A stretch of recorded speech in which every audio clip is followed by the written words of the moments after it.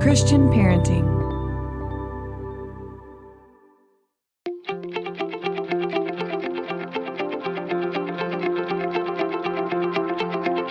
This is Cynthia Yanoff, and you're listening to Pardon the Mess. Each week we have honest discussions about the ups and downs of parenting and the lessons God is teaching us along the way. It's real, it's fun, and it's biblical. Life is messy. Don't walk the parenting road alone.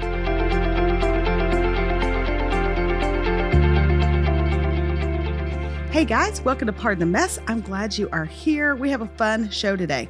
I love when we have people that come on that are just super practical, talking about parenting, like the nuts and bolts, the ins and outs. And so Kendra has this whole concept that she's come up with. It's called The Lazy Genius. She has a podcast, she has a book, and here's the mantra that I love. She says, be a genius about the things that matter and lazy about the things that don't to you. And that's her whole concept. She gives you these guiding principles, there's 13 of them, on how to be a genius in the things in your life that you really care about. And those are going to be different than the things I care about or someone else does.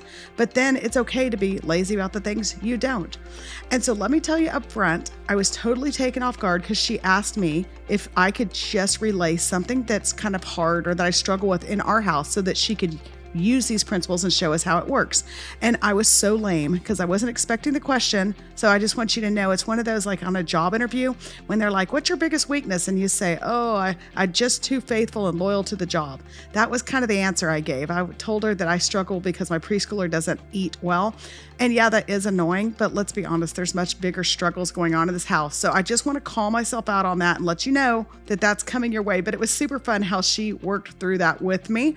If you follow her website and her podcast, this is my kind of girl. Some of the things she talks about how to lazy genius, like how to improve your life with, is how to cook chicken. Okay, look, come on, changing your life chicken. My family relentlessly jokes about my dried chicken and how it could hurt somebody if they threw it at the wall or threw it at a passing car. They're real kind over here. She also talks about cleaning your house without wanting to burn it down, planning your life without becoming a robot. She's just super practical. So make sure you follow her in all the places she talks about on social. She has a new book out, but it's going to be fun today as we get really practical about being a genius in the things that matter and lazy about the things that don't.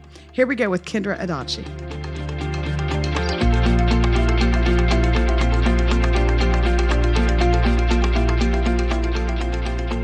Hey, Kendra, welcome to Pardon the Mess. How are you? I'm doing well, Cynthia. How are you? Good. I'm so glad you're here. I've heard about you and the lazy genius, and I'm all in for being a lazy genius. You know, it's maybe the best name that I could have come up with ever, because people are always like, wait, how do you put those two things together? I'm very much interested.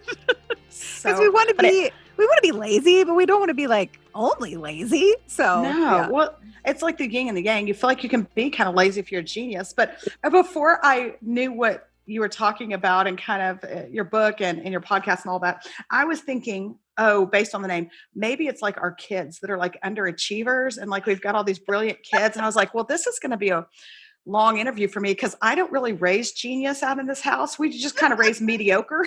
So I was like, what are we going to talk about? Oh, that's good. That's really good. So, man. Well, being a lazy genius, just so you know, because it could be about, but it's about being a genius about the things that matter, and then lazy about the things that don't. Because I think the reason that we're all so tired is because we are trying to be a genius about things that don't actually matter to us. But nobody has told us that it's okay to let those things go, that we can all care about different things. So that's the whole thing. I have, that's my book, The Lazy Genius Way. That's what I write about in the book. That is my podcast. Like all my stuff is about helping you be a genius about the things that matter and lazy about the things that don't, to you, not to me, to you.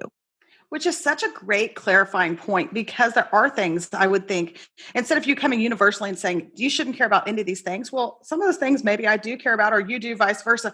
But you don't set out what the list is of what's important and what's not. But instead, am I correct in saying that you give guiding principles and working through whatever it is that you find important? I could not have said it better myself. Well done. Perfect. No, the book that I wrote is, it's actually 13 principles. It's exactly that, because I just sort of got tired of reading kind of self-help productivity sort of adjacent books that felt like I was trying to I was being asked to kind of copy the author's life. And while that author's life mattered to them and the things that they shared worked for them, I think we forget that like we're all very different people and we live very different lives and we care about different things. And so a tip or hack that works for Sally does not work for me and vice versa. And that's okay. I just don't think we give each other enough permission to care about contradictory things because we're also passionate. I mean, like when you have something in your life that works, when you try a recipe that works or whatever, like the number of times that people are like, you have to try this recipe. It is perfect. It works so great. My family loves it. And I'm like, everything in this recipe, my family does not eat. Yeah. So like, I can't, that's kind of like a simplistic example, but that's why I think that guiding principles, they serve all of us because then you can apply them to whatever situation you're in and, based on your own life.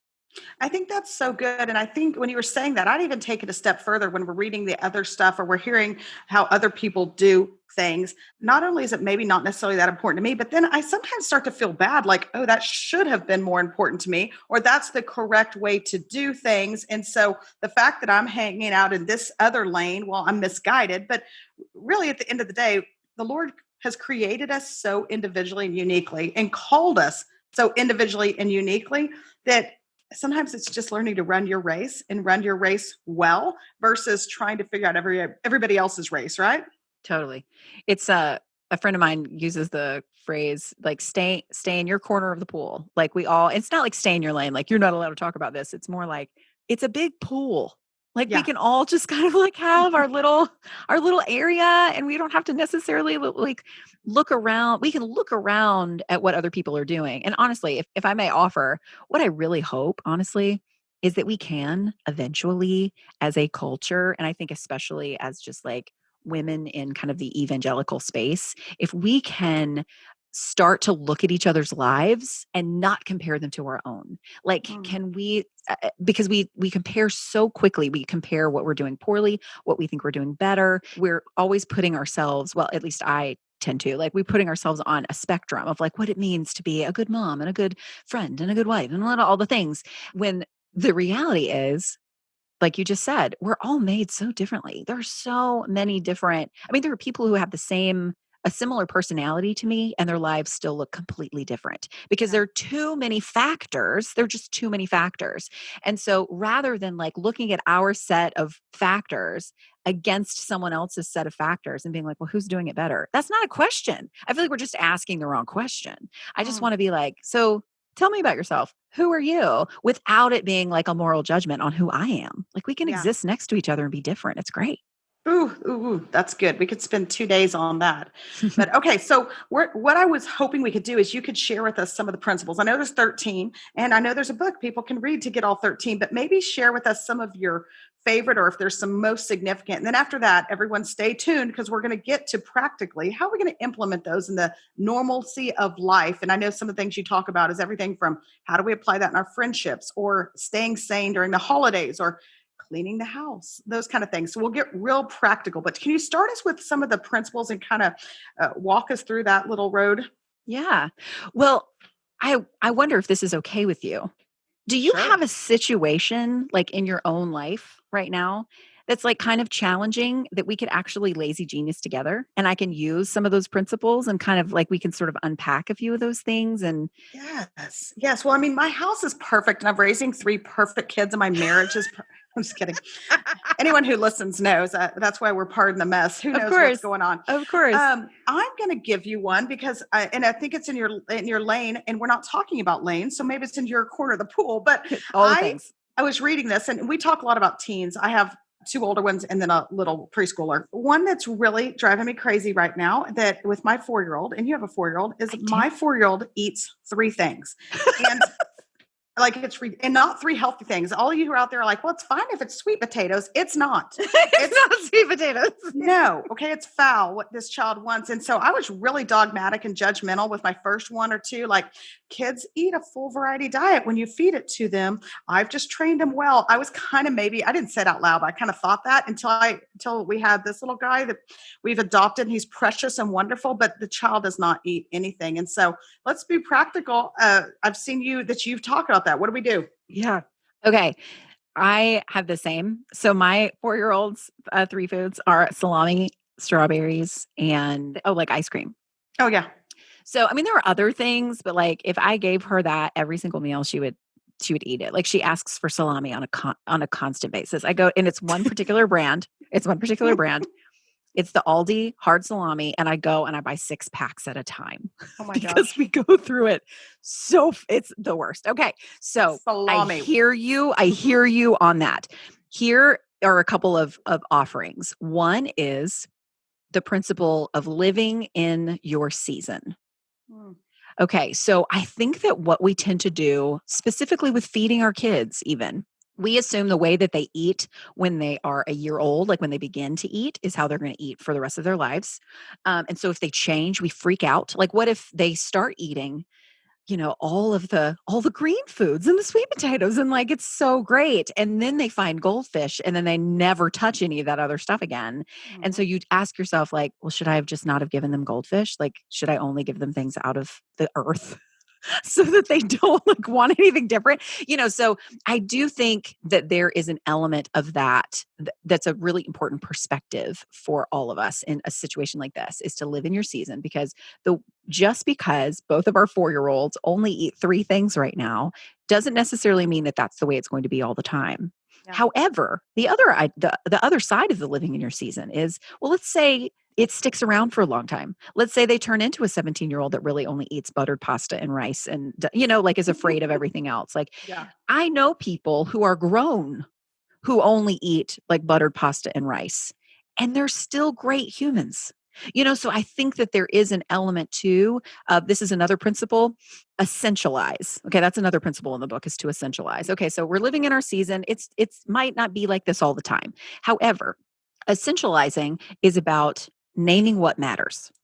Okay. And so that's the whole crux of being a lazy genius, really. But when you're essentializing, there are 3 steps. You're going to name what matters. You're going to remove things that don't support that. You're going to get rid of all the things that don't really support what matters. And then the third step is you're only going to keep, like, close to you in that situation, what is essential to supporting that thing that matters. So I would ask you, Cynthia, like in terms of the 4-year-old and the 4-year-old's eating habits, or maybe your own perspective on that, like what really matters to you in this? And I'm not fishing for an answer. Like, you get to decide the answer because it's your life. So what really does matter about your 4-year-old's eating habits right now?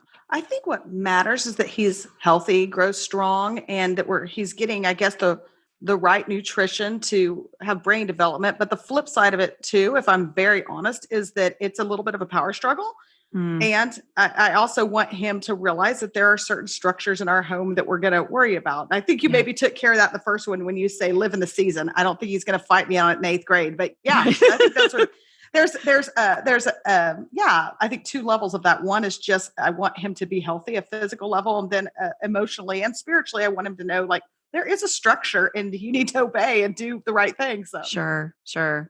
And that makes a lot of sense. And so I think that even in sort of like there's such a power in naming stuff like that and just being like, okay, like you just said. And then on the flip side, it's sort of like you knew it.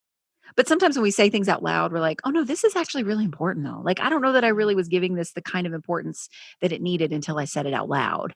And mm, so that's the freedom of naming what matters, is it like opens up all these other things.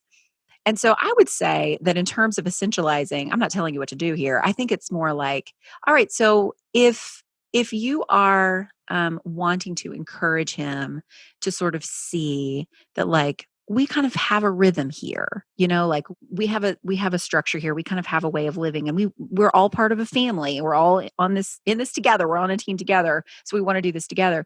There's another principle in the book that can be kind of our wrap up to this, is to build the right routines.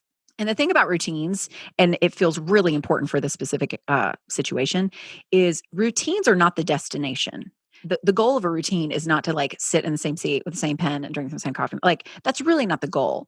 The point of a routine is it's an on-ramp to something else. Okay.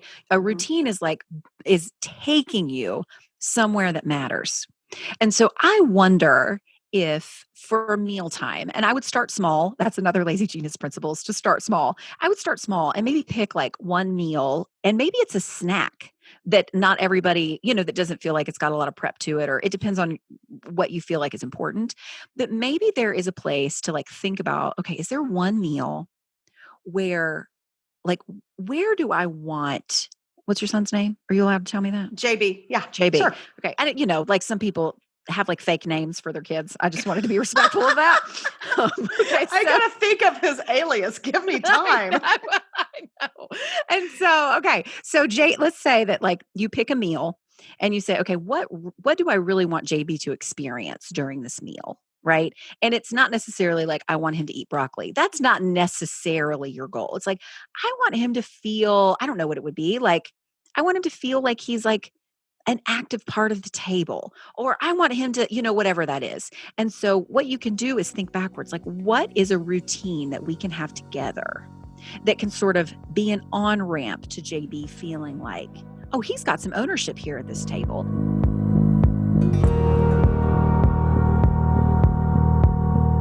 Hey guys, today's podcast is sponsored by our friends at Faithful Counseling. Is there something interfering with your happiness or preventing you from achieving your goals? Faithful Counseling is a solution for people seeking traditional mental health counseling who'd prefer to hear from a Christian perspective. Faithful Counseling will assess your needs and match you with your own licensed professional therapist.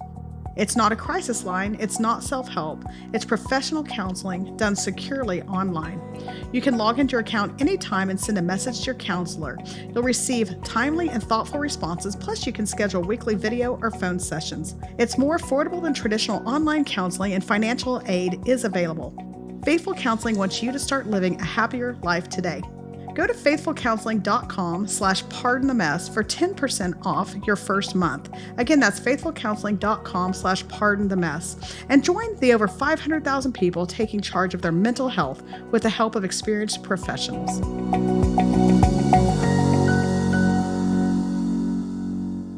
So then I've probably got friends and listeners that are saying, okay, my kids aren't little anymore. I'm struggling in other areas. And I thought one of the ones that you spoke into that's really good is cleaning the house when everyone is inside of it. Because everybody is here and they're in and out with this virus, and they're going to come and they're going to go. And I'll tell you who's not in here is the people that used to help clean my house. So how are we going to do this well? Okay. So we just started, we've had somebody clean our house for maybe the last year or so. And ever since COVID started, it was like, well, you can't do that anymore. They just started coming back. Like we've had them come back, and it's like my life feels completely different because I like to be lazy about cleaning my house. Like my lazy genius way of getting the house clean is to pay someone else to be a genius about it. Like that's my choice, and it's been so great. But I get it. There's like this whole like about having to clean the house when everyone's inside it. So I have an episode on this on the Lazy Genius podcast. It's actually 2 episodes about how to clean the house when everyone's inside it. And there are lots of words I could say about it, but I will leave the Pardon the Mess listeners with this one piece that I think is like the most important. And that is this. You will never be done.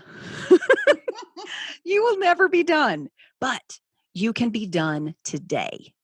Okay. So I think that there is something so important about us kind of making choices and giving permission to ourselves to stop. Another principle in the book is to schedule rest. And I think because our houses are perpetually kind of in chaos in many ways, because our schedules are, because of just the way life is right now, it's really hard to just sort of put like a flag in the sand and be like, this day is over and that was a good day. Like there's no really compartmentalizing to our lives. It's just day and day and day and day and day. And so when it comes to cleaning our house, you'll never be done cleaning your house ever. Because by the time you get one room done, another room's messy, or they're messing it up while you're still cleaning the room. Like it's just the way it goes. Yeah. And so I just really think there's something super, super important about saying to yourself, you will never be done, but you can be done today. So you can say, I'm going to wash the dishes that have been building up or whatever. By the way, P.S. Guess what appliance of ours broke in March, right when we started being home for every meal of a family of 5. I was like, I I don't think I like this. And then we started to like it because it was very therapeutic to like wash the dishes or something kind of lovely about it. Anyway, that's a side story. It doesn't matter. But my point is like you get to choose. You get to name, this is the thing that I'm going to do today that is going to count for cleaning the house for me. Not for what magazines say, not for what your weird cleaning schedule that you have set up that you never follow because you feel guilty for like not cleaning your house as often as you think. Like it doesn't matter what those things say. For today, you can say, this is what I want to do. And when those things are done, you're done. But also, guess what? Another lazy genius principle is to be kind to yourself. Let's say you don't get those things done. That's okay too. Like it doesn't have any moral value on who you are. It does not affect your identity if you wash the dishes or not. Like it's the same, you're the same person if you wash the dishes or if you don't. Like it doesn't matter. And that's the thing is we try to be a genius about that because we think that's what matters. The ways that we choose to run our home, the ways that we choose to like raise our kids and our jobs and like all those things that we put so much stock. I don't want to say that it's not important to put stock in your choices. Of course, the choices that we make impact our lives, but we make those choices on a faulty foundation. We make those choices thinking that certain things matter that don't. We think that if our house is clean, that we are better. Or we think that if our house is constantly messy, that we're more real than the person whose house is clean. And neither of those things are true.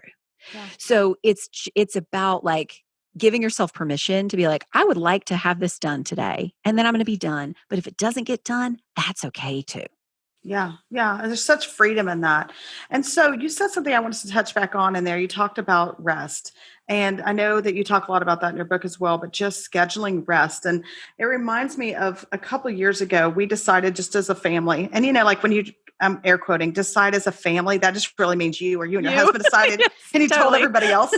Okay. So we decided as a family that we were going to go old school Sabbath, Sundays, Sabbath. We're not going to do anything but church. And so that was really pretty good in theory until it actually like came down and we had to miss all of like the select baseball games and we didn't go to the birthday parties, and cotillion was during that time when we set this whole semester of Sabbath. And I was like, oh, there's a lot going on here that happens on Sundays. I had no idea.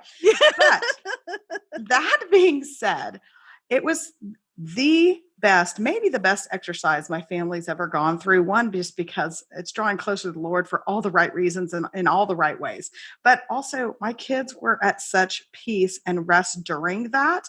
And the freedom to say no to things that sometimes were hard no's for them. And maybe for me too, they were like, no, just across the board. And so it seems weird to talk about this during maybe COVID or when, we're in and out of school and different things going on, because I feel like, oh my goodness, it's nothing but rest. But it really is the opposite of that when you're on 24/7. So I guess my question is, how does rest figure into this? And why is it one of your main principles? And how do we do it well? Such a good question. Okay, so here is the most important part about the principle of scheduling rest. Rest and the, kind of trendy self-care word, all that means in terms of like being a lazy genius, all that means is that you are doing the thing that makes you feel most like yourself. It's not about taking a nap. It's not about being in silence. Well, it could be. Since the thing is, it could be about taking a nap. It could be about sitting in silence. It could be about not going anywhere. But it could be about like, I have one particular friend who is single. She lives alone. She is a major extrovert, and COVID is wearing her out because she doesn't get to see her friends. She doesn't get to go out to restaurants, and because that is restful for her. Going out and laughing and being with people is energizing, and it makes her feel like herself, and it fills her up, versus like being quiet and still is draining and exhausting. And so I think that is such a key thing, is that rest looks different for everyone. And we kind of think that rest equals, like quiet and breezy and still. Now, because that meant that for you guys on your Sabbath, I think that's beautiful. It's not that that's like fake rest. It's just one kind. And so what I think is difficult about this time of life with COVID, especially, is that a lot of things that we used to do that do make us feel like ourselves. Even things like listening to certain music or like a podcast. Like I love when I listen to podcasts and I feel like I'm like hanging out with people and all the things. And I don't go anywhere anymore. I don't have a time to listen to them. Like I'm so behind in listening to podcasts or like music that I would listen to that my kids might not like, or sometimes might not be like as appropriate for my kids or whatever. Like I don't have time to really do those in a natural day when we're all together all the time. And so I think that I would just encourage anyone listening who's sort of feeling like excessively tired, because we think here's what the COVID has taught us is that we think that we have been tired because we have too much to do. And now we're at a time of life where it's like, well, there's not as much to do because we're not really going anywhere. And yeah, it's like different because of school but my to-do list does not look nearly as, it's not as long as before. It looks very different, whatever. And that's because it's not your tasks that make you tired. It's spending energy on the wrong thing that makes you tired. And just changing your circumstance doesn't necessarily change that energy. And so that's why I want people to name what matters to them. And one of the things that matters is rest, but you need to name what rest looks like for you. So for me, like rest is reading. It's kind of typical resty things, like stereotypical resty things like reading, but it's also baking. I love to bake, and that's like makes a mess. That's not still all of it, but I love it. It makes me feel like myself. Listening to music makes me feel like myself. Running in the woods makes me feel like myself. And you would think, well, running is not restful. It is for me because it makes me feel like myself. So I would just encourage, anyone listening to like that. That's what that means right now is you have to figure out what it means for you to rest.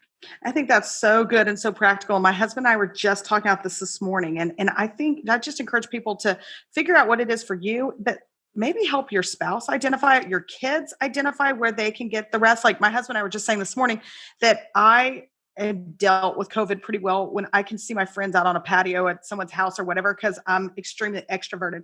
But we had figured out with him, he was struggling for a while, and he started going back to his law firm in the mornings from 5 a.m. to like noon. Nobody's there.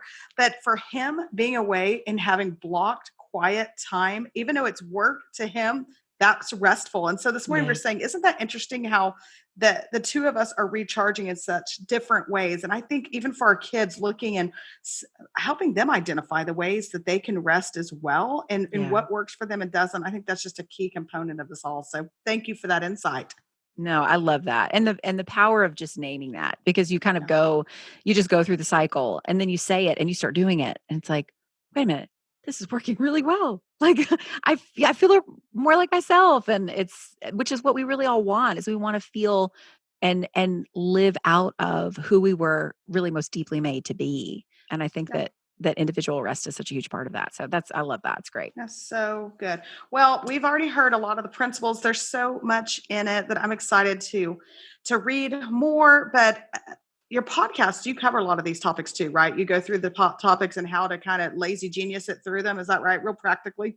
It's so funny because for the longest time, so I have almost 170 episodes of the Lazy Genius podcast. Is a lot of episodes, and all of them are like the Lazy Genius Guide. Like I have an episode about soup, I have an episode about cooking chicken, I have an episode about cleaning the bathroom. Like there's lots of like super practical. But then I have like how to navigate family tension, like especially when you get together at the holidays, like all the things. And what I did not realize until I wrote this book is that there are underlying principles to all of those episodes, because every single one, like there's certain things that will apply to anybody's life. Like when you clean your bathroom, I'm telling you, you need to dust it first. If you dust your bathroom, I know, it's crazy. Here's what happens. Okay. So Cynthia, so you imagine yourself, you're in the bathroom, you've got your like cute bottle of method cleaner and your microfiber rag, and you spray your sink and you start wiping.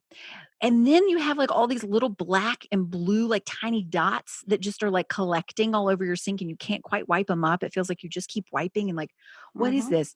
It's dust and you got it wet.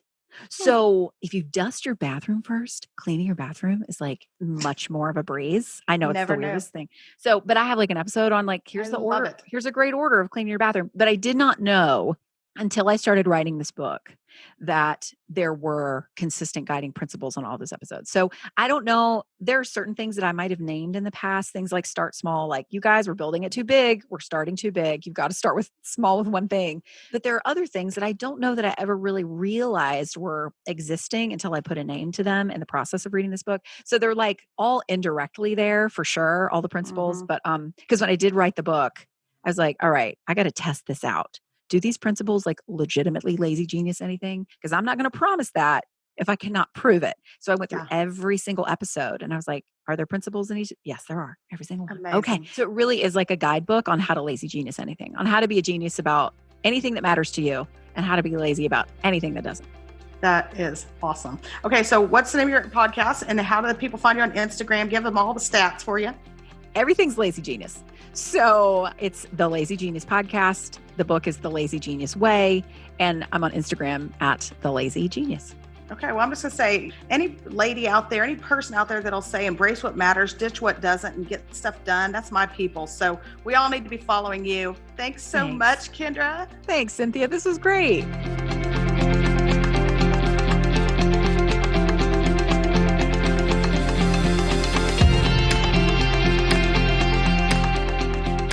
All right. Isn't she fun? I love her energy and I love all the things that she offers and speaks into all the places that we all struggle. She even has a lazy genius on losing weight, time management. There's one on your Enneagram number. So check out the lazygeniuscollective.com if you want to see all the different areas she has, the podcasts, and then obviously you can order her book on Amazon or anywhere else. But I enjoyed talking to her today. I hope that gave you some practical thoughts on what matters in your life.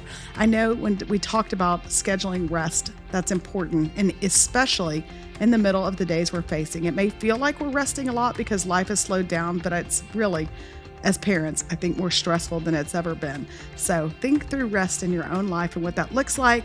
And I just want to thank you. As always, we know your days are busy, so thank you for joining us as we pardon the mess.